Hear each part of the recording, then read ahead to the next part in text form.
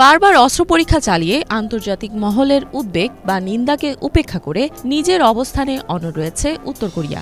আজকের দিনে Kim Jong উন উত্তর কোরিয়ার এমন এক নেতা যার কার্যকলাপ বিশ্ববাসীর মনে আতঙ্ক সৃষ্টি করে। তিনি কারো কথা শোনেন না বা চাপের কাছে নতিও স্বীকার করেন না।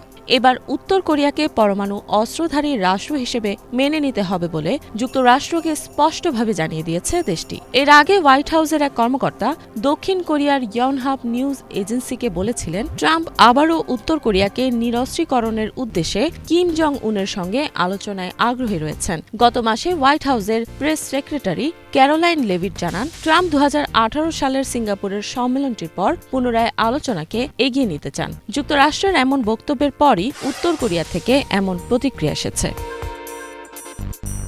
2018 সালে সিঙ্গাপুরে ট্রাম্প এবং কিম জং উন তাদের বৈঠকে কোরীয় উপদ্বীপকে পারমাণবিক অস্ত্রমুক্ত করার অঙ্গীকার জানানো একটি চুক্তিতে স্বাক্ষর করেছিলেন। তবে আন্তর্জাতিক নিষেধাজ্ঞা প্রত্যাহারের বিষয়ে দুই দেশের ভিন্ন মতবিরোধ সৃষ্টি হওয়ায় পরবর্তী বছরেই এই আলোচনাটি ভেঙে পড়ে।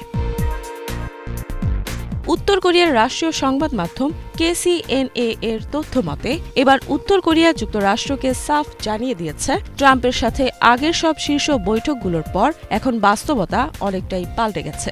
ভবিষ্যতে কোনো সংলাপই উত্তর কোরিয়ার পারমাণবিক কর্মসূচি বন্ধ করতে পারবে না।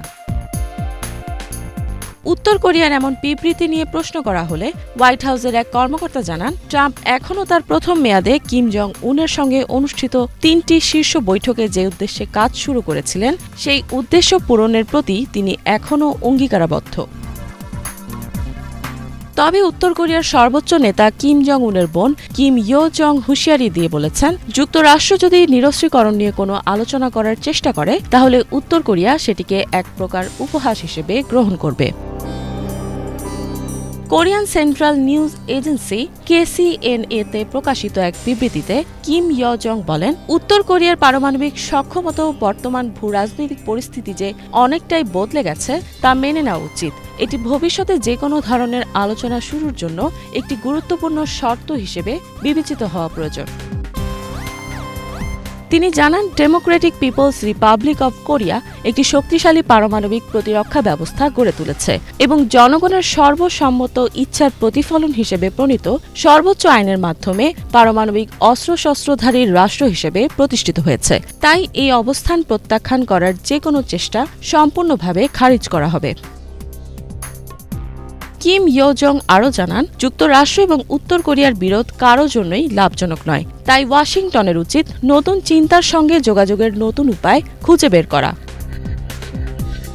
তিনি যুক্তরাষ্ট্রের প্রেসিডেন্ট ডোনাল্ড ট্রাম্প ও কিম জং উনের ব্যক্তিগত সম্পর্ক প্রসঙ্গে উল্লেখ করেন, দুই নেতার সম্পর্ক অপ্রীতিকর নয়, তবে এই সম্পর্ককে নিরস্ত্রীকরণের জন্য ব্যবহার করার যে কোনো চেষ্টা হবে এক ধরনের উপহাস। তিনি সতর্ক করে বলেন, যদি যুক্তরাষ্ট্র বাস্তবতা মানতে অস্বীকার করে এবং পুরনো রুটেই চলতে থাকে তাহলে উত্তর কোরিয়ার সঙ্গে যুক্তরাষ্ট্রের বৈঠক শুধুমাত্র একটি অদূরদর্শী আশা হয়েই থেকে যাবে। ইফাত জাহান, বাংলাভিশন।